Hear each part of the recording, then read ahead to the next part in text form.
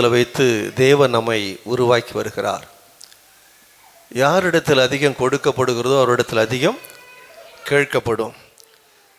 பவுல் ஒரு இடத்துல சொல்லும் பொழுது, கலாத்திய திருச்சபைக்கு எழுதும் பொழுது அவர் எழுதுகிறார், நான் ஓடினதும் ஓடுகிறதும் வீணாகாதபடிக்கு தனிமையில் எண்ணிக்கையுள்ளவர்களுக்கே விவரித்து காண்பித்தேன் என்று அவர் எழுதுகிறார்.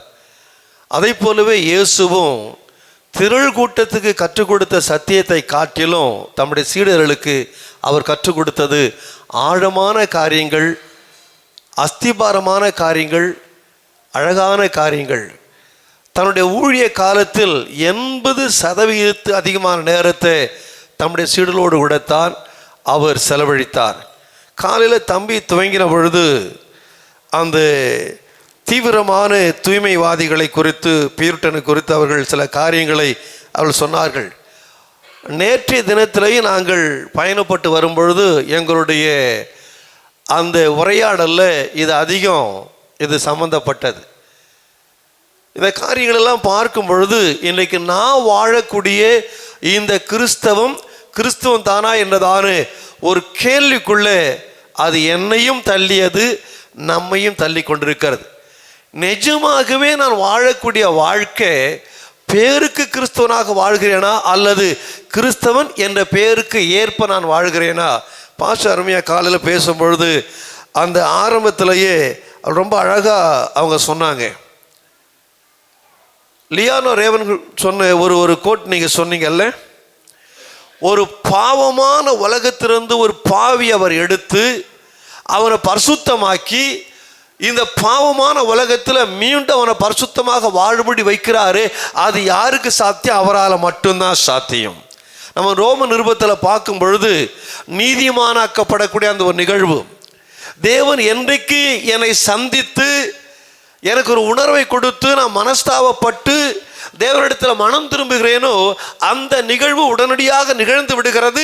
அவர் சமூகத்தில் நான் நின்று அவரோடு ஐக்கியப்படத்தக்கதான விதத்தில் நீதிமான நிலையை நான் அன்றைக்கே எட்டி விடுகிறேன். அது மீண்டும் எனக்கு நிகழப்போவதில்லை. அந்த காரியத்தில் என்னுடைய பங்களிப்பு ஏதாவது இருக்குதா? தம்பி, நான் நீதிமானாக்கப்படுவதில் என்னுடைய பங்களிப்பு ஏதாவது உண்டா? சுத்தமாக இல்லை. அது முழுக்க யாருடைய செயல்? அவர் தேவனுடைய செயல். எனக்குள்ளே அந்த நீதியை கொண்டு வந்து அவரே வைத்து எனக்கு நீதியாக அவரே மாறிவிடுகிறார். ஆனால் நான் எதிர்காலத்தில் மகிமை அடையக்கூடிய அந்த நாள் வருகிற வரைக்கும் அன்றைக்கு நீதிமானாக நான் மாற்றப்பட்டேனே, அந்த நாள் துவக்கி எனக்குள்ளாக பரிசுத்த வாழ்க்கையை தேவன் ஒவ்வொரு நாளும் ஏற்படுத்தி கொண்டே வருகிறார். நான் பரிசுத்தமாக்கப்படுதல் அனுதின நிகழ்வாக, அன்றாட நிகழ்வாக என் மூச்சு அடங்குகிற நாள் வரை, அல்லாவிட்டால் அவருடைய வருகை வரை அந்த ஒரு வாழ்க்கை தொடர்கிறது. இப்படி இருந்த கிறிஸ்தவ உலகமானது கொஞ்சம் கொஞ்சமாக நீர்த்து போய் உலகத்தை தனக்குள்ளாக வரவிட்டது.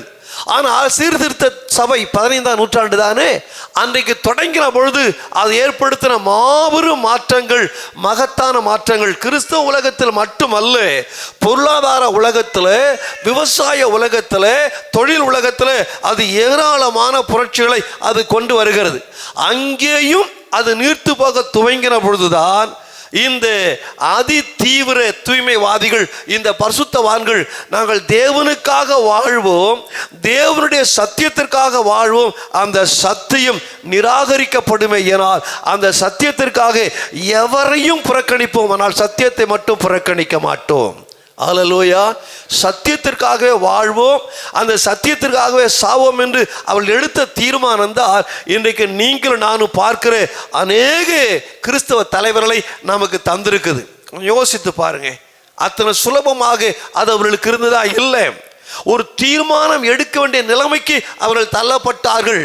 எங்களுடைய பரிசுத்த வாழ்க்கை, இந்த ரட்சிப்பின் வாழ்க்கை, இந்த நீதியான வாழ்க்கை ஒரு 70, 80 முடிந்தால் 100 தொடலாம். ஆனால் அதற்கு அடுத்து நித்தியமான ஒரு வாழ்க்கைக்கு நாங்கள் செல்ல வேண்டி இருப்பதினால என்ன கிரயமும் கொடுத்து அந்த வாழ்க்கையை தக்க வைத்துக் கொள்ள இந்த வாழ்க்கை இழக்க நாங்கள் சொல்ல மாட்டேளோ? ஆயத்தமா இருக்கிறீங்களா? என்ன ராஜ்யமா, ஆயத்தம் தானே? அந்த ராஜ்யத்திற்காக, இந்த ராஜ்யத்துக்குரிய எந்த மேன்மையை நான் துறக்க ஆயத்தமாக இருக்கிறேன். அநேக சமயத்தில் தேவனுடைய காரியங்கள் நமக்கு லகுவாக கிடைத்து விடுகிற அப்படின்னால அதனுடைய கிரையம் நமக்கு தெரியறதில்லை.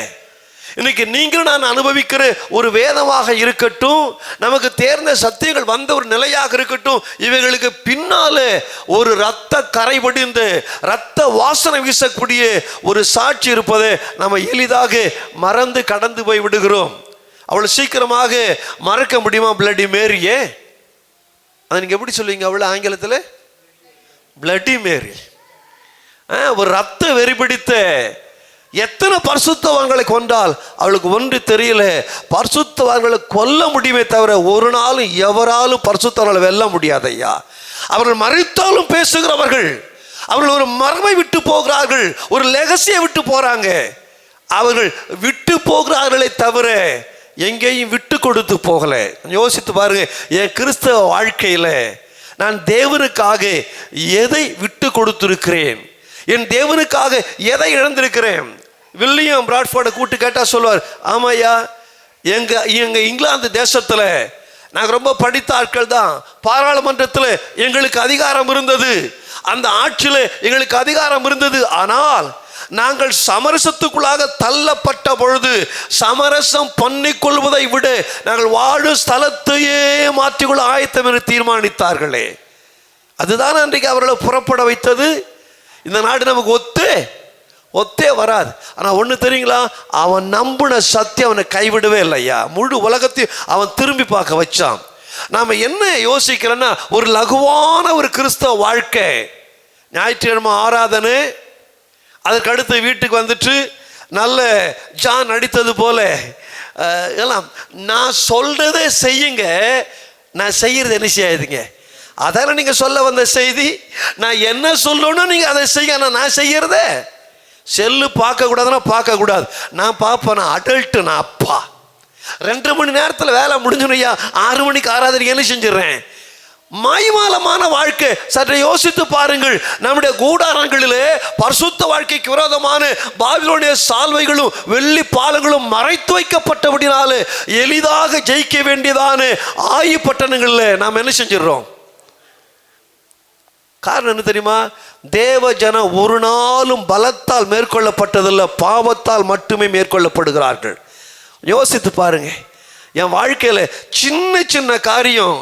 சவுலை கடைசியா கொன்னது யார் தெரியுமா? சொல்லுங்க. எந்த அமலேக்கியனை அவன் மிச்சம் வச்சானோ, மிச்சம் வைக்கப்பட்ட அமலேக்கியன் சவுலை முடித்து விட்டான். நம்முடைய வாழ்க்கையில என்கிட்ட சில நல்ல பழக்கம் இருக்குது. நீங்க தேறிட்டீங்களா? இல்லவே இல்லை. நல்லா கவனிங்க, கிறிஸ்தவ வாழ்க்கையில நீங்க தேர்ந்து ஒரு நாளும் முடிக்க முடியாது. என்னைக்கு நீங்க இங்க முடியறீங்களோ அன்னைக்கு அங்க போயிட்டு அந்த பூரணத்தை அடைவீங்க. கிறிஸ்தவ வாழ்க்கையில வளர்ச்சி உண்டு, தொடர்ச்சி உண்டு, முதிர்ச்சி கூட வரலாம் ஐயா. ஆனா அறுவடைக்கு வேண்டிய அந்த முதிர் வரும்பொழுது நீங்க இங்க இருக்க மாட்டீங்க. நீங்க ஒரு காரியத்தை நீங்க பார்த்து முடிக்கும் பொழுது இந்த சத்தியத்தை நான் தேர்ந்துட்டேங்கிறப்ப கொஞ்சம் திருப்பி பார்த்தீங்கன்னா அது இன்னும் ஒரு வடிவம் காட்டும். வேதம் கடல். சார்ல்ஸ் ஸ்பர்ஜன் போன்று ஜான் மெக்காத்தர் போன்ற ஜாம்பவான்களால் பிரசங்கித்து அது முடிக்கப்படவே முடியவில்லை. இப்படிப்பட்ட ஒரு பரிசுத்தமான வேதத்தை கர்த்தருடைய கரத்தில் தந்திருக்கிறாரு. ஒவ்வொரு நாளும் அந்த வேத கண்ணாடி என்னை யாருன்னு எனக்கு காண்பிக்கிறது எதற்காக தெரியுமா? நான் இன்னும் அவருக்கு ஏற்ப நான் மாற வேண்டும்.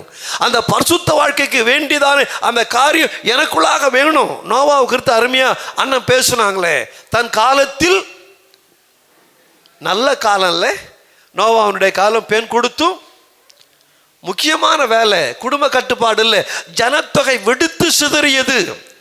அப்படிப்பட்ட நாட்களில் தன் காலத்தில் இருந்தவர்களுக்கு அவன் உத்தமனாக நீதிமானாக அந்த 3 ஒல்லி அப்புறமா எனக்காக நீ சொல்வீங்களா? இப்போ கூட சொன்னீங்கன்னா நல்லதுதான். பாவம், அவங்க ஆர்வத்தோடு இருப்பாங்க. ஒன்லி மேன், தேவனோடு அந்த நாட்கள் நடந்த ஒரே ஒரு ஒற்றை மனிதன், ஒன்லி மனிதன், தேவனுக்காக பேசின ஒரே ஒரு ஒற்றை மனிதன், ஒரே ஒரு மனிதன், உலகத்தை நியாயம் தீர்த்த, ஆக்கணைக்குள்ளாக தீர்த்த ஒரு மனிதன். இந்த 3 காரியத்தை சொன்ன அந்த ஒரே தேவனுடைய மனிதருக்காக கரங்களை தட்டுவோமாக. நான் ஒற்றை மனிதனாக இந்த உலகத்தில் வாழ்ந்த போதும் மொத்த உலகத்துக்கும் என்னால் ஒட்டுமொத்த சாட்சியாக மாற முடியும், நான் தேவனை பற்றி பிடிப்பதினாலே. சாத்தியமா? பரிசுத்த வாழ்க்கை சாத்தியமா? நீங்க எல்லாம் பேசிட்டு போயிடுவீங்க. உங்களுக்கு என்ன தெரியும்? நான் கடந்து போற பாதை இல்லைங்க. நம்ம விட எளிதாகவே பரிசுத்தவான்கள் ஜீவனை கிரயமாக செலுத்துறதுனால கடந்து போன பாதை. நாம யாரும் அவர்கள் கடந்து போன பாதையில் போயிருந்தா நம்முடைய விசுவாசத்தை விட்டிருப்போம். எரித்திருக்கிறார்களே, அறுத்திருக்கிறார்களே, கொண்டிருக்கிறார்களே. நேற்று ஒரு மனிதனை பற்றி சொன்னீங்களா, ஆலன் பிரான்சிஸா? கண்களுக்கு எதிரே பட்டினியாலே செத்து விழுகிறார்கள், இவரும் மரித்து கொண்டிருக்கிறார். ஆனா எடுத்து எழுத முடியாத ஒரு கையை எடுத்து இன்னொரு கையால பிடிச்சு தேவனுடைய நன்மை, எத்தனை வியப்பான பெரும் நன்மை. என்ன வார்த்தை தம்பி அது? அது தமிழ்ல தேவனுடைய நன்மையினாலே என்னுடைய உள்ளம் பொங்கி வழிகிறது. எப்ப? பசி மயக்கத்தில் மெல்ல மெல்ல அந்த பரிசுத்தவான் செத்து கொண்டிருக்கிறார். அப்படி செத்து கொண்டிருக்கும் பொழுது கூட தன் தேவன் நல்லவர் என்பதை பதிய வைத்தாரு. அவன் பரிசுத்தவான் ஐயா. பசி அவனை பாதிக்கவில்லை, கண்களுக்கு எதிரே நிகழக்கூடிய மரணமான பாதிக்கவில்லை. கடைசி வரை தேவனுக்காக வாழ்ந்தார்களே. சின்ன சின்ன காரியத்துக்காக நம்ம புலம்பல தேவன் அறிவார், நாம் அறிவோம். நம்மளோட இருப்பவர்களும் புலம்பல் பாடியிருக்கிறோமா இல்லையா? தவிர்க்க முடியாம பாடலாங்க. ஆனா 5 அதிகாரத்தில் நின்னுங்க. சங்கீதத்தை கத்த 150 அதிகாரம் வச்சிருக்கிறார் ஐயா. ஆனா நம்ம எதை அதிகமா பாடியிருக்கிறோம்? புலம்பல் 150 அதிகாரம், சங்கீதம் 5 அதிகாரம் இல்லைங்க. என் வாழ்க்கையில எந்த நிலையிலும் அவரை என்னால் பாடி துதிக்க முடியும். ஏன்னா என் தேவன் இந்த உலகத்துக்கு மட்டுமல்ல, இனி வரக்கூடிய வாழ்க்கைக்கு அவரே தேவனாக இருக்கிறார். இந்த எதிர்பார்ப்பு அந்த தூய்மைவாதிகளுக்கு இருந்தபடினாலே அவர்கள் செய்த தீர்மானம், என் பிள்ளையே ஒரு தவறு செய்தாலும் அவர்கள் தண்டனைக்கு தப்பிவிடக் கூடாது. எங்களுடைய பிரமாணத்தில் மீறுவார்கள். ஏனால் என்னதான் எனக்கு பிரியமான பிள்ளையாக இருந்தாலும் என் பிரியம் அவரை பிரியப்படுத்துவது மட்டும்தான் ஐயா. சொல்ல முடியுமா? ஒரு அல்லேலூயா சொன்ன சத்தம் உங்க காதில் கேட்டு தானே? அல்லேலூயா. என் காதுகளிலே பெருமழையின் சத்தம் கேட்கிறது. சொல்லுங்க, இப்படிப்பட்ட உணர்ச்சிகள் தப்பு இல்லை. எனக்கு அருமையான தேவனுடைய பிள்ளையே, தேவனுக்காக வாழ வந்துவிட்ட பிற்பாடு பின்னோக்கி பார்ப்பது என்பது இருக்குவே. நான் சந்தோஷமா ஒரு காரியத்தை தாழ்மையா சொல்ல முடியா, கடந்த பல ஆண்டுகளாக நான் தேவனை பின்பற்றேன்.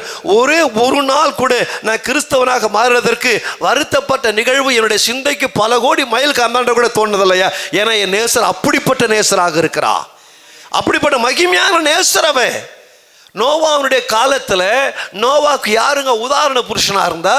நோவா பின்பற்றுவதற்கு நோவாவுக்கு நீங்க சொல்றீங்களா 1008 உதாரணங்கள், ஒரு ஒற்றை உதாரணம் சொல்லுங்க. ஒருவேளை ஏனோக்கு சொல்லலாமோ? ஏனோக்கு தேவனோடு நடந்தால், பக்கத்தில் வா சொல்லுங்க, நீங்க தேவனோடு கூட நடந்தா காணாம போயிடுவீங்க. சொல்லுங்க, நான் தேவனோடு நடந்தால் நான் காணாமல் போவேன். இன்னும் ஏன் நான் இருக்கு தெரியுமா? இன்னும் ஏன் சுயம் இருக்கு தெரியுமா? நாம் தேவனோடு நடக்கிற நடையில இன்னும் ஆழப்படாதபடினாலே இன்னும் ஏனோக்கு இங்க தானே இருக்கிறாரு, இன்னும் நான் இங்க தானே இருக்கிறேன். அவரோடு நடக்க நடக்க நடக்க நடக்க அவர் சாயலாகத்தானே நாளுக்கு நாள் மாற முடியும் ஐயா. உலகத்தில் சொல்றாங்க, ஒரு நல்ல ஒரு கணவன் மனைவி ஒரு வெள்ளி விழா கண்டுட்டு அவங்கள பார்த்து அண்ணன் தங்கச்சி மாதிரி இருப்பாங்களா. இவங்க அவங்கள பார்க்க அண்ணலும் நோக்க அவளும் நோக்க 25 ஆண்டுகள் கடந்து போன பிற்பாடு அண்ணன் தங்கச்சாவே மாறுறாங்களா. அத்தனை ஒரு உருவ ஒற்றுமை கூட வந்து விடுகிறதே. நம்முடைய நேசரை பார்த்து பார்த்து வாழ்ந்தா நாம யார் தெரியுமா? கிறிஸ்தவர்கள் என்பது நமக்கு நாமே சூட்டி கொண்ட பெயர் அல்ல. அந்தோகியா பட்டணத்துக்காரன் இயேசுவை பற்றி நிறைய கேள்விப்பட்டிருக்கிறான். அவன் இயேசுவை பார்த்ததே இல்லை. ஆனா புதுசா சிதறி போன ஒருத்தங்க வரான், ஒரு கூட்டம் வருது. அவன் வாழ்க்கை, அவன் மன்னிப்பு, அவன் சாந்தம், அவன் சமாதானம், அவனுடைய முன்னுரிமைகள் எல்லாத்தையும் பார்த்தா இவன் ஏற்கனவே கேள்விப்பட்ட இயேசுவோடு கூட ஒப்பிட்டு பார்க்கறாயா. ஒப்பிட்டு பார்த்தா இப்ப இவனு சிதறடிக்கப்பட்டு வந்த இவனு கிறிஸ்தவன் என்று அழைப்பதை தவிர வேறு ஒரு எண்ணம் அவனுக்கு வரவில்லை. நம்மைய பார்த்து எத்தனை பேர் நீ கிறிஸ்தவனான்னு கேட்டுக்கிறாங்களா? நீ எல்லாம் ஒரு கிறிஸ்தவனான்னு கேட்டுக்கிறாங்களா? நீ எல்லாம் ஒரு கிறிஸ்தவன், நீ ஒரு கிறிஸ்தவன். அல்லேலூயா. என் வாழ்க்கை அவருடைய சாயலாகத்தானே இருக்க வேணும் ஐயா. ஒவ்வொரு காரியத்திலையும் ஒண்ணுங்க, நீங்க அப்படி வாழ்ந்து பாருங்களேன். ஒரு நாளும் ஒவ்வொரு முறையும் நீங்க மாம்சத்தை ஜெயிக்கும் பொழுது உள்ளுக்குள்ள குபீர ஒரு ஆவிக்குரிய சந்தோஷம் வரும் ஐயா. விக்டர் வருதா இல்லையா? அக்கா ஒரு மாதிரி சொல்லிட்டாங்க, ஆனா அந்த நேரத்தில் நீங்க காமிக்கிற பொறுமை இருக்குது பாருங்க. பாத்ரூம் போறப்ப இன்னைக்கு என் மனைவியை நான் ஆன்மீகத்தில் ஜெயிச்சிருக்கிறேன், மாம்சம் வர்றதுக்கு நான் விடலை. உண்மைதானே? ஒவ்வொரு முறையும் மாம்சம் தோற்கடிக்கப்படும் பொழுதெல்லாம் உள்ளுக்குள்ள இருக்கிற ஆவியானவன் பரவாயில்ல, இன்னைக்கு நீ பரீட்சையில் என்ன செஞ்சுட்ட, ஜெயிச்சுட்ட. ஆனா முடிஞ்சு போச்சா? இல்ல இல்ல. தேவனுடைய வருகை மட்டும், என் மரணம் மட்டும் இந்த பரீட்சை தொடர்த்தையே செய்யும். பரிசுத்தமாக்கப்படுதல் நாள்தோறும் நாள்தோறும் நாள்தோறும் என் வாழ்க்கையில் வர வர என்னை எதை நோக்கி தெரியுமா நடத்துது? அவர் பரிசுத்தராய் இருக்கிறது போல நானும் பரிசுத்தமாய் ஆக்கப்படுகிறேன். என்னை அழைச்ச அழைப்புக்கு என்ன அழைப்புன்னு பேரு? 1 Corinthians 2:2 வாசிக்க வேண்டாம். எந்த அழைப்பினாலே? பரிசுத்த அழைப்பினாலே. பரிசுத்தவான்களாக செய்யப்பட்டுக்கிறேன், அழைக்கப்பட்டுக்கிறேன். அதே அதிகாரம் கடைசி வசனம் சொல்லுது, கிறிஸ்துவே நமக்கு தேவனால் ஞானமும் நீதியும் பரிசுத்தமும் மீட்புமானார். நீங்க கையில ஒரு புஸ்தகம் வச்சிருக்கீங்க, அந்த புஸ்தகத்துக்கு என்ன பேரு? கொஞ்சம் சத்தமா. நீங்க பெற்ற அபிஷேகத்துக்கு என்ன பேரு? பரிசுத்த ஆவியானவர். 1 Peter 2:9 படி நீங்க என்ன ஜாதி? நாடார் ஜாதியா? முதலியாரா? வன்னியரா? கள்ளரா? என்ன ஜாதியா? பக்கத்துல பா சொல்லுங்க, நான் பரிசுத்த ஜாதியா, நான் பரிசுத்த ஜாதி. அப்ப நமக்குன்னு நாம ஒரு இனம், பரிசுத்த இனம். நான் இனப்பெருமை நான் இனப்பெருமை பேசுவேன். ஏன் தெரியுமா? என் இனம் பரிசுத்த இனையா. ஆனா இந்த இனத்தினுடைய தன்மைக்கேற்ப நான் வாழாவிட்டா இனத்தின் கேவலமாக நான் இருப்பேனே தவிர ஒரு இனத்தின் பாதுகாவலனாக இருக்க முடியாது.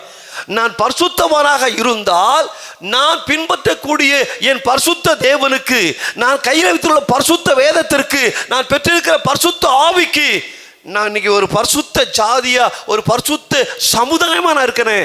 என் இனத்திற்கு நான் சாட்சியா இருப்பையா. அல்லேலூயா. நான் என்ன ஜாதிங்க? பரிசுத்த ஜாதி. என் மனைவியை பற்றி கேட்டால் என்ன ஜாதி எனக்கு தெரியாது. ஒன்று தெரியும், அவன் என் பொஞ்சாதி, அவன் என் பொஞ்சாதி, அது மட்டும் எனக்கு தெரியும். ஆனால் ஒன்று மனதார சொல்ல முடியும், எனக்கு நிறைய தங்கச்சிங்க தம்பிங்க இன்னைய வரைக்கும் சொல்கிறேங்க, என் தங்கச்சிகளுடைய கணவன்மாருடைய என்ன ஜாதின்னு எனக்கு உலகத்தின்படி தெரியவே தெரியாது என்பதை திரித்துவ தேவனுடைய நாமத்தினால தைரியமாக சொல்ல முடியும். யோசித்து பாருங்க, நான் எப்படிப்பட்ட ஒரு பரிசுத்தவானா இருக்கிறேன். நேற்று பேசும்பொழுது தம்பி அழகாக சொன்னாங்க, திரித்துவத்தில் கிறிஸ்தவத்தினுடைய சிறப்பு அதுங்க. ஒரு குடும்பமோ ஒரு ஐக்கியமோ ஒரு தோழமையோ ஒரு உறவா இருந்தாலும் முதல்ல எங்கே தான் ஆரம்பிக்குது? திரித்துவத்தில் தான் அது ஆரம்பிக்குது. அப்போ நான் ஒரு நல்ல ஒரு கிறிஸ்தவனா, நல்ல ஒரு பரிசுத்தவானா, ஒரு தேர்ந்த ஒரு பீருட்டனா இருக்கணும்னு சொன்னா என் தலை முழுக்க யார் வரணும்? Father God. ஏன் தெரியுமா? அவர் தான் எல்லாவற்றையும் ஒழுங்குபடுத்துகிறார், திட்டமிடுகிறார், தீர்மானிக்கிறார். சகல திட்டங்களுக்கு பின்னதாக பிதாவாகி தேவனுடைய நேர்த்தி இருக்கிறது, கிரமம் இருக்கிறது, ஒழுங்கு இருக்கிறது, தரம் இருக்கிறது. ஆனா இதை செயல்படுத்த எனக்குள்ள ஒரு ஆற்றல் வேணுமே. பிதாவாகி தேவன் அன்பாக இருக்கிறார், நான் நேசிக்கணும். ஆனா என்னால உங்களில் தேவனுடைய அன்பு இல்லை என்று அறிந்திருக்கிறேன். ஏன் என்னால நேசிக்க முடியலன்னா அது ஏன் தப்பு இல்லை, எனக்குள்ள அது இருந்தா தானே வரும். சட்டியில இருந்தா தானே அகப்பையில வரும். என்னால நேசிக்க முடியல, எனக்குள்ள தேவனுடைய அன்பு இல்லை. அப்படியானால் நான் தேவனுடைய அன்பினாலே ஒரு நேசிக்க வேண்டுமையானால், பிதாவுடைய சித்தத்தை நிறைவேற்ற வேண்டுமெனால் எனக்கு ஒரு ஆற்றல் தேவை, எனக்கு ஒரு அன்பு தேவை. அதை எனக்குள் தருவதற்கு ஆவியானவர் இறங்கி என் இருதயத்தை நிரப்புகிறார். என் தலை முழுவதும் பிதாவுடைய ஒழுங்கினாலும் கிரமத்தினாலும் திட்டத்தினால் நிரம்ப என் இருதயம் பரிசுத்த ஆவியானுடைய அந்த ஆற்றலினால அன்பால நிரம்ப. இப்ப என் சரீரனுக்கு பாருங்க, கிறிஸ்து இதை என் வழியாக செயல்படுத்த என் கரங்களின் சரீரமாக கிறிஸ்து எனக்குள்ளாக மாறிவிடுகிறார். இந்த பூமியில கிறிஸ்து நடக்க வேண்டுமானால் என் கால் அவருக்கு தேவை. இந்த பூமியில அவர் செயல்பட வேண்டுமானால் என்னுடைய கரம் அவருக்கு தேவை. அவருடைய அன்பை வெளிக்காட்ட நான் தான் அவருக்கு வாயா இருக்க முடியும். ஒரு பாட்டு இருக்குல்ல, எனக்காய் பேசிட நாவு வேண்டும், என்னை போல் அலைந்திட கால்கள் வேண்டும். எனக்காய் நீங்க பிரசங்கமாருடைய சில சிரமத்தை நீங்க புரிஞ்சுக்கணும். இப்படி அவங்க ஒரு சரணத்தை ஆரம்பிச்சாங்கன்னா நீங்க கொஞ்சம் பாண்டிங்கன்னு வச்சுங்களேன், அந்த நேரத்தில் கொஞ்சம் ஓய்வு எடுத்துப்போம். இதெல்லாம் நீங்க புரிஞ்சுக்கிட்டு புரிஞ்சுக்காத மாதிரியே இருக்கிறீங்களே, நியாயமா இது? அப்ப நான் யாரா இருக்கிறேன்? பூமியில நான் அவரை பிரதிநிதிப்படுத்த வேண்டும். அவரை நான் பிரியப்படுத்தது மட்டுமல்ல, அவருடைய பிரதிபலிப்பாக வாழ, அவருடைய பிரதிநிதியாக வாழ என்னை ஒப்பு கொடுத்திருந்தா என்னை பார்க்கிறவங்க என்னை கிறிஸ்துவனா பார்க்கறதுக்கு எனக்குள்ள அப்படி காட்ட வல்லமல்ல, ஆனா எனக்குள் வரக்கூடிய ஆவியானவர் என் இருதயத்தை நிறைத்திருக்கிற அப்படினாலே என் ஒழுங்கும் கிரமமான வாழ்க்கையும் என் மூலமாக வெளிப்படக்கூடிய கிறிஸ்தவத்தினுடைய பண்பு நிலைகளும் அவருடைய பிரதிநிதியாகவே என்னை காட்டும். இப்போ நம்ம எல்லாருக்குமே ஒரு ஆசை இருக்குது, அன்பாக இருக்கணும், பண்பாக இருக்கணும், சாந்தமாக இருக்கணும், ஜெபிக்கணும், வேதத்தை தியானிக்கணும். இதெல்லாம் இருந்து நம்ம தோற்றுதானே போகிறோம் இல்லைங்களா? ஜெபிக்கவே கூடாது அப்படி நம்ம தீர்மானிக்கிறோமா? பரிசுத்தமாகவே தீர்மானிக்கிறோமா? கோபப்பட்டுக்கிட்டே இருக்கணும் தீர்மானிக்கிறோமா? இல்லை. நல்ல தீர்மானங்கள் ஏராளம் எடுத்தும் அது உடைந்து போக, அதை நிறைவேற்ற முடியாமல் போக என்ன காரணம் தெரியுமா? அதை செய்யறதுக்கான வல்லம் எனக்குள்ளே செயல்படலையே. ஒரு கிறிஸ்தவத்தை நான் ஒரு உணர்ச்சியாகத்தானே பார்க்குறேன். கிறிஸ்தவத்தை கவனிங்க, கிறிஸ்துவ என்பது ஏதோ பட்டாசு கிடையாதுங்க. உடைச்ச ஒன்று அப்படியே சோடா புட்டி கேஸ் மாதிரி போகிறதுக்கு இல்லை. நான் இதே மாதிரி கிட்டத்தட்ட எனக்கு தெரிஞ்சு 40 வருஷத்துக்கு மேலே நான் இப்படி தான் இருக்கேன். என்னை சுற்றி நல்ல விளக்குகளை கர்த்தர் எரிய விட்டுருக்கிறார், எங்களுக்கு பாதை காட்ட. நேற்று நம்ம பேசணும்ல, கொஞ்சம் விறகு போட்டு என்ன செய்யலாம், எரிக்கலாம், அது வழிகாட்டுங்கிறீங்க. கரையில் வந்தவனுக்கு குளிர்காயத்துக்கு அது போதுயா. ஆனால் கடல்ல வழி தெரியாமல் திசை தெரியாமல் திகைக்கிற அநேக நூற்றுக்கணக்கான ஆயிரக்கணக்கான வாழ்க்கை படகுகளுக்கு, வாழ்க்கை கப்பல்களுக்கு வழிகாட்ட வேணுமானால் அது தீ பந்தத்துக்கு முடியாது, கொஞ்சம் விறகு போட்டு எரிச்சா முடியாது. கிறிஸ்தவன் கலங்கரை விளக்காக மாறினால் மட்டுமே முடியும். கரங்களை தட்டி கர்த்தரை மேம்படுத்தலாமா? நம்முடைய கிறிஸ்துவம் என்பது குளிர்காய்வதற்கான அனலூட்டக்கூடிய ஒன்று அல்ல, அது அழியக்கூடிய ஆயிரமான வாழ்க்கைக்கான கலங்கர விளக்காக மாறணுயா. திருச்சபை அப்படி இருக்குதா? ஒரு இடத்துல ஒரு திருச்சபையை திறந்தா அதனுடைய அர்த்தம் என்ன தெரியுமா? அந்த பகுதி சாராய கடையை மூட போறாங்கன்னு அர்த்தம். ஒரு இடத்துல ஒரு திருச்சபையை திறந்தா அந்த இடத்துல குடும்பங்கள் வாழ போறாங்கன்னு அர்த்தம். ஒரு இடத்துல திருச்சபை வந்துச்சுன்னா அந்த இடத்துல அநேகர் வாழ்வதற்கான வாழ்க்கையின் மாதிரிகளை காண்பிப்பதாகத்தாயா நான் பார்க்கிறேன். ஒரு திருச்சபை அந்த இடத்துல இருந்துச்சுன்னா ஒரு கணவன் எப்படி இருக்கணும், ஒரு மனைவி எப்படி இருக்கணும், ஒரு தகப்பன் எப்படி இருக்கணும், ஒரு தாய் எப்படி இருக்கணும், பிள்ளைகள் எப்படி வளர்க்கப்பட வேண்டும், மூத்தோர் எப்படி மதிக்கப்பட வேண்டும் என்று காண்பிப்பதற்கான ஒரு செயல்முறை விளக்கம் தான் திருச்சபை. உள்ளக்க வந்தா அதைத்தானே பார்க்கணும். எதை பார்க்குறாங்க? இந்த மாதிரி ஒரு கண்ணாடி மட்டும் நமக்கு தம்பி மில்டன் போட்ட கண்ணாடி மாதிரி ஒன்று கிடைச்சதுனா நம்ம மென்டலாகவே மாறிடுவோம் இல்லை? அநேக நேரத்தில் நான் நினைக்கக்கூடிய சிந்தனை உங்களுக்கெல்லாம் படமாக போட்டு காட்டப்பட்டால், ஒருத்தர் இப்படி சொன்னார், உன்னை தேவன் நியாயம் தீர்க்கும் போது உன்னை ரூமுக்குள்ளே விட்டு முதல்ல ஒரு இதில் உன் வாழ்க்கை முழுக்க நீயும் அவரும் தான் பார்க்குறீங்க, உக்காந்து என்ன செய்ய முடியுது, கண்ணில் கண்ணீரோடு கூட பார்க்க முடியுது, அவர் மன்னிப்பார், கேட்கலாம் அப்படிலாம் தோணுது. ஆனால் இப்போ தேவன் பார்த்து, சரி நம்ம 2 பேரும் பார்த்துட்டோம், வெளியில் உன் ஃபேமிலி வெயிட் பண்ணுறாங்க, உள்ளே விடலாமா? தயவு செஞ்சு ஆண்டவரே அதோட என்னை கொன்று போட்டுடுங்க. ஒரு பையன் என்ன செய்ய மாட்டான், கீழே துப்புனா வீணா போட்டுன்னு சொல்லி என் மூஞ்சிலே துப்பிட்டு போவாயா, வேண்டாயா எனக்கு அப்படிப்பட்ட வாழ்க்கை. கவனிங்க, என்னுடைய இதயத்தின் நினைவுகளை அறிந்தும் அவர் இன்னும் என் மேலே தெரியுமா கிருபியாக இருக்கிறாரு. இன்னைக்கு இவன் தோற்ற மாதிரி இருந்தாலும் இன்னும் களத்தில் இருக்கிறான், இவன் எழும்பி வருவான், இவன் பரிசுத்தவர்களை இருக்கான சாட்சியாக நிற்பான்.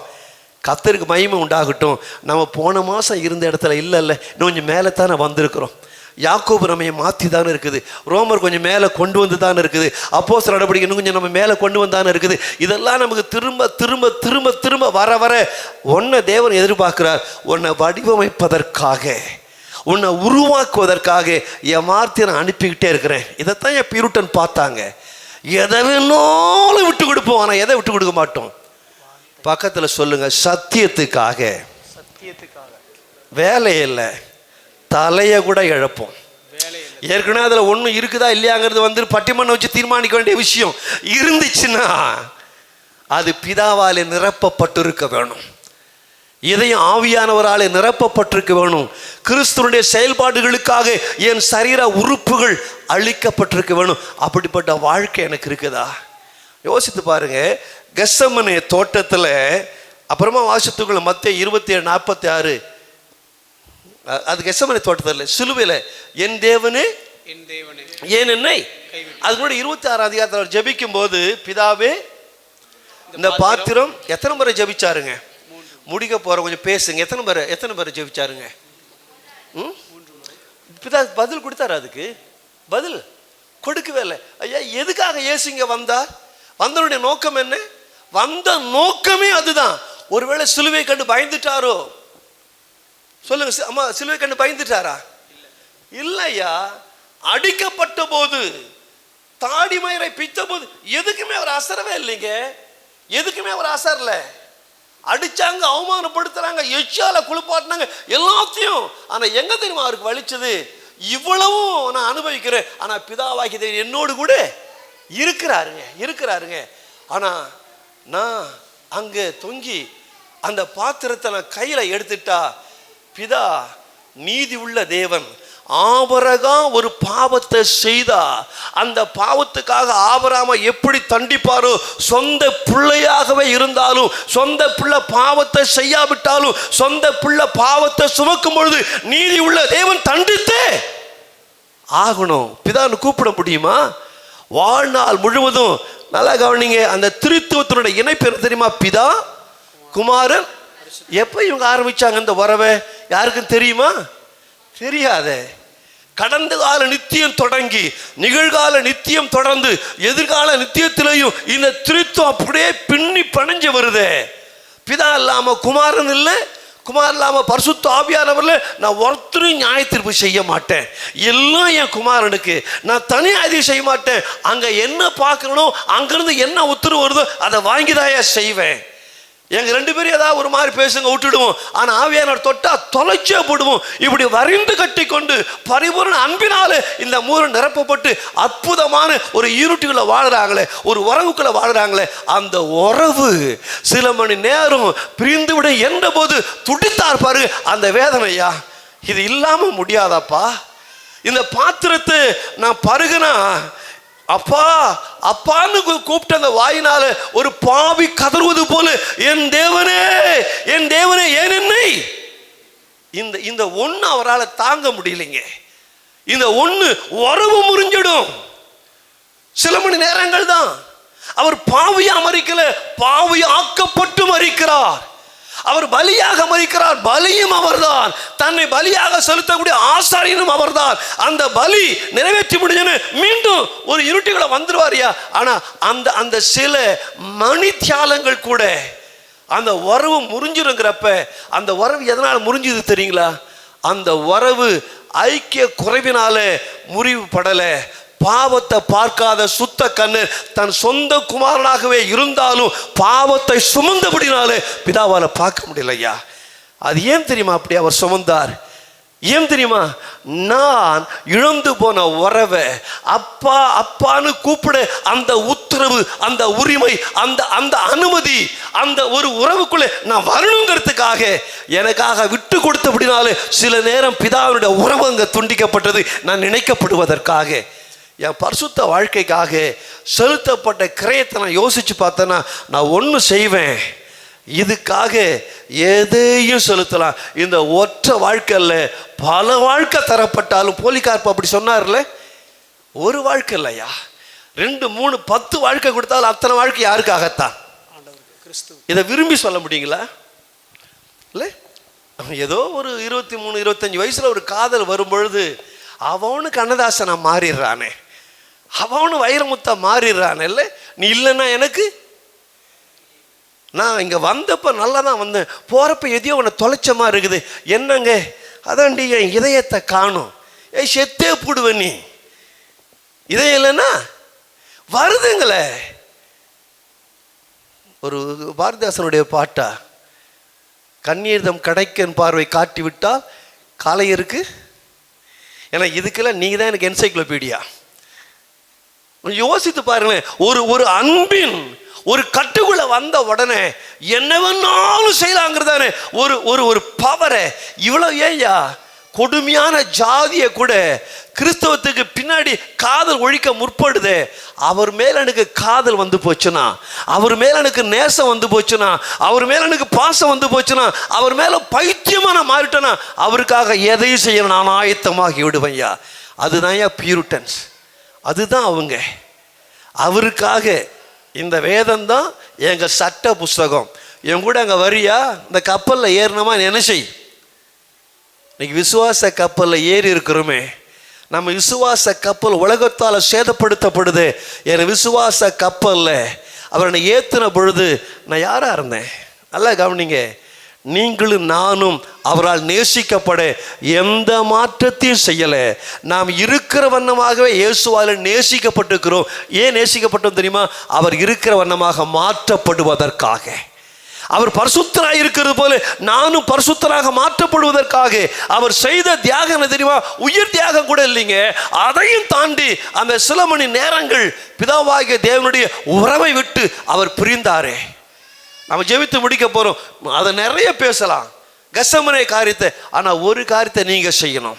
இன்னைக்கு என்ன பெற்றிருக்கிற இந்த ஆவிக்குரிய வாழ்க்கை, இந்த பரிசுத்தமான வாழ்க்கை சாதாரணமாக வந்த ஒரு வாழ்க்கை அல்ல. மிகப்பெரிய விலைக்கிற இந்த வாழ்க்கைக்காக செலுத்தப்பட்டிருக்குது. இதுக்காக இந்த பூலோக வாழ்க்கையில சரி எல்லாம் இருக்கட்டுங்க, இதெல்லாம் இப்படியெல்லாம் இருக்குது. இங்க நம்ம ஏதோ கொஞ்சம் கஷ்டத்தைப்பட்டு அடுத்து எங்க போய் சேர போறோம்? பேசுங்க, எங்க போய் சேர போறோம்? எப்படிப்பட்ட இடம்? நம்ம காசா கிராண்டில் ஒரு வீடு கிடைச்சா, இல்லை ஒரு வில்லா கிடைச்சா எவ்வளோ ஒரு பெரிய ஒரு பெருமையாக நினைப்போம்ல. இங்கே எல்லாம் மண் ரோடுங்க, அங்கே எல்லாம் பொன் ரோடுங்க. இங்கே எல்லாம் தார் ரோடு வருஷம் போடுறான் கட்டிங்காக. ஆனால் அங்கே எல்லாம் தங்க ரோடுங்க. இங்கே உங்கள் கழுத்தில் காதல் எதெல்லாம் போட்டுக்கிறீங்களோ அங்கே நாங்கள் மிதித்து தான் நடக்க போகிறோம். அப்படிப்பட்ட உன்னதமான ஒரு இடத்த தேவன் வச்சிருக்கிறாரு. அந்த இடத்துல அது எல்லாத்தையுமே விடுங்க. அது எல்லாத்த விட அவரோடு கூட வாழ போகிறோமே, அவரோடு கூட ஆள போகிறோமே. எத்தனை பேருக்கு கிறிஸ்துவோடு கூட சேர்ந்து ஆளுகை செய்ய ஆசை? பக்கத்தில் பார்த்து சொல்லுங்க, இன்றைக்கு நல்ல சத்தங்க முடியதான் போகுது. இன்றைக்கு அவர் நம்மை ஆளுகை செய்ய அர்ப்பணிப்போமையானால் நாளைக்கு அவரோடு கூட ஆளுகை செய்வோம். இன்னைக்கு ஒப்பு கொடுக்க மாட்டோமா? நாளைக்கு அவரோடு கூட ஆளுகை மட்டும் ஆசை தோசை. இன்னைக்கு அவர் என்னை ஆளணும். அவருடைய ஆளுகைக்கு இன்றைக்கு 100% நான் என்னை அர்ப்பணித்தால் அவரோடு நான் சேர்ந்து ஆளுவது நிச்சயமாமே. எல்லாரும் எழும்பலாமா? தேவ சமூகத்தில் எல்லாரும் எழும்பலாம். என் தேவனாகிய கர்த்தர் ஒரு பரிசுத்த வாழ்க்கைக்கு என்னை அழைத்திருக்கிறார். தயவுசெய்து எல்லாரும் கண்களை மூடுவோம், ஆண்டவரை நோக்கி நாம் பார்ப்போமாக.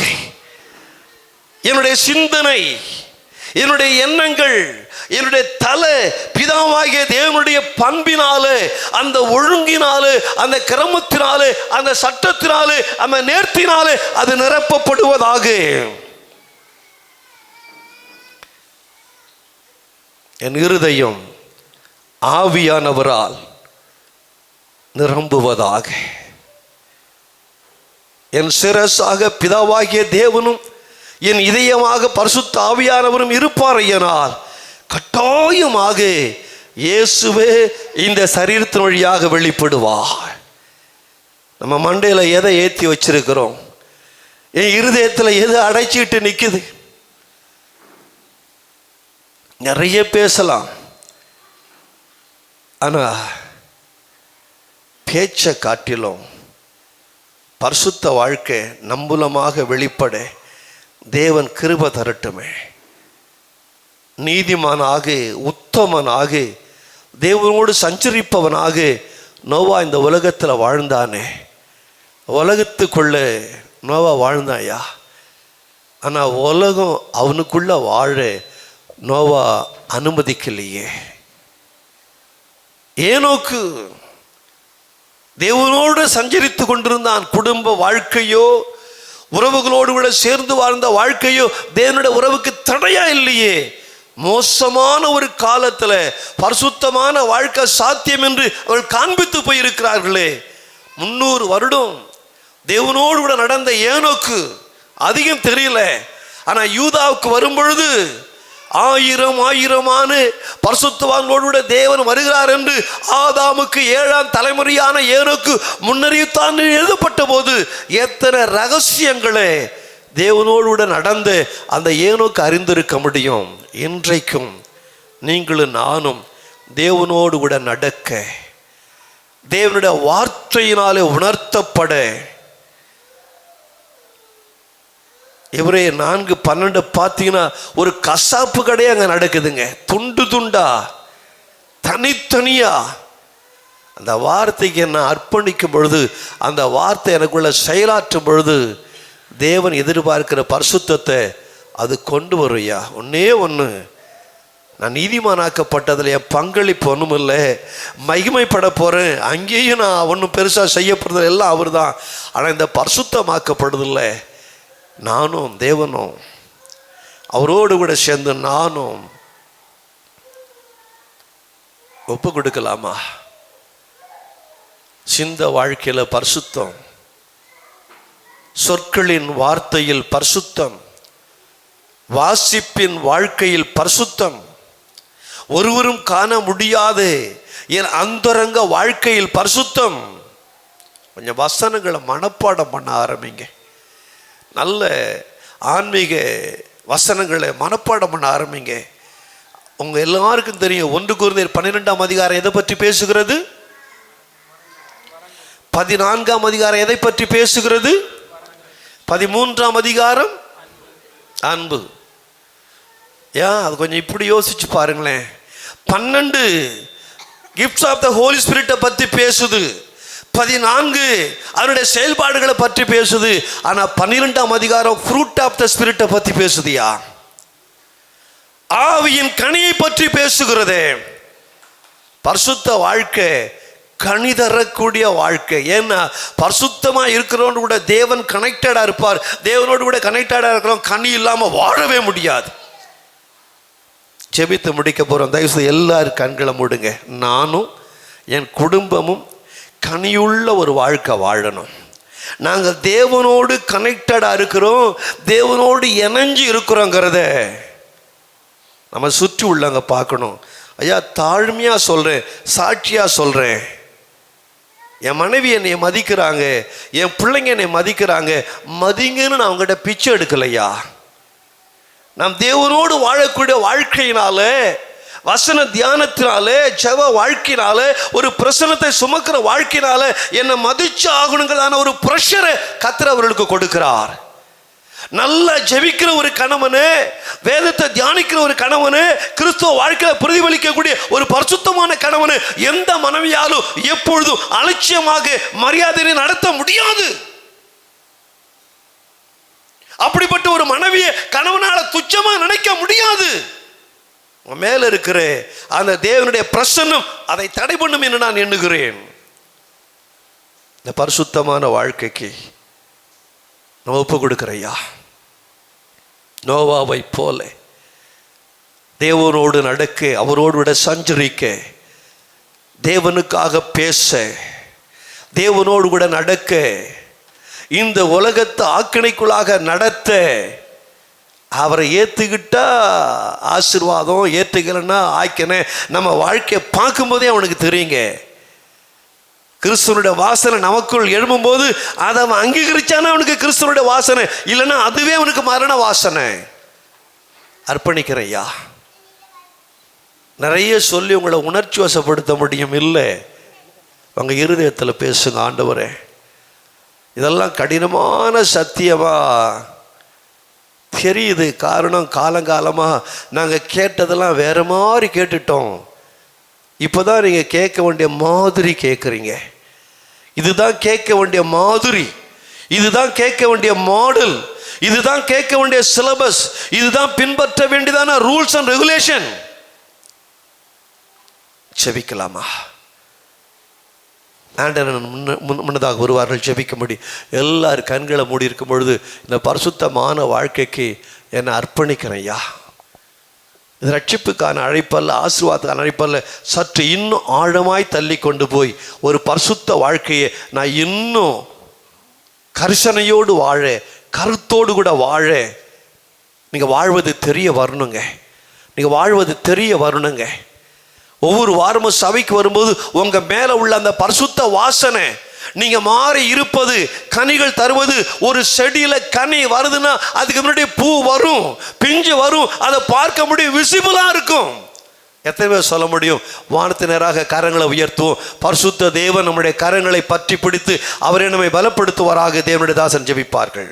அன்பின் பரலோக பிதாவே, உள்ளத்தின் ஆழத்திலிருந்து நன்றி செலுத்துகிறோம். எங்களுக்குள்ள வாசம் பண்ணுகிற ஆவியானவர், நீர் வைராக்கிய வாஞ்சையுடையவராக இருக்கிறீர்.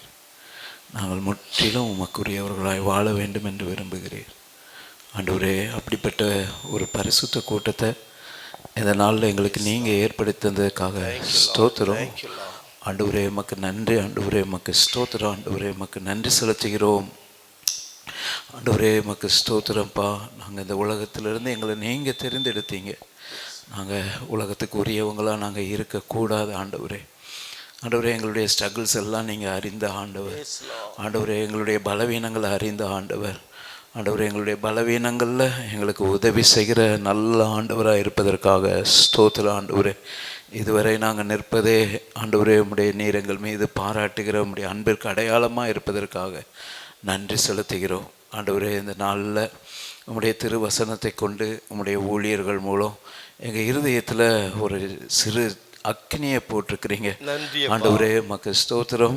உமக்காக இந்த கரைபடிந்த உலகத்தில் சாட்சியுள்ள ஆண்டவரே ஒரு பரிசுத்த கூட்டமாக, பரிசுத்த ஜாதியாக நாங்கள் வாழ வேண்டிய பிரகாரமாக வாழ தொடர்ந்து பரிசுத்த ஆவியானுடைய அபிஷேகத்தை தந்து நடத்துவீராக, எங்களை நிரப்புவீராக.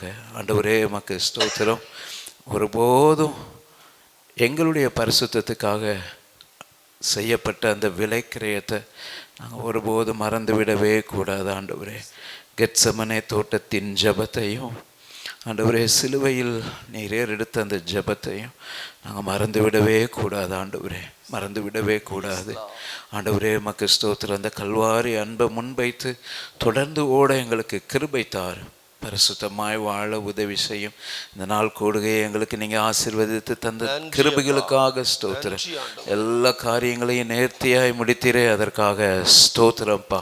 வரவேண்டியவர்களை சரியான நேரத்திற்கு அழைத்து வந்தீரே, உமக்கு ஸ்தோத்திரம். தடைகள் எல்லாம் மாற்றி ஆரம்பம் முதல் இந்நேரம் வரை உம்முடைய பிரசன்னம் எங்களை ஆளுகை செய்து நடத்துவதற்காக ஸ்தோத்திரம். ஆண்டவரே, உடைய வல்லக்கரத்தில் தாழ்த்தி அர்ப்பணிக்கிறோம்.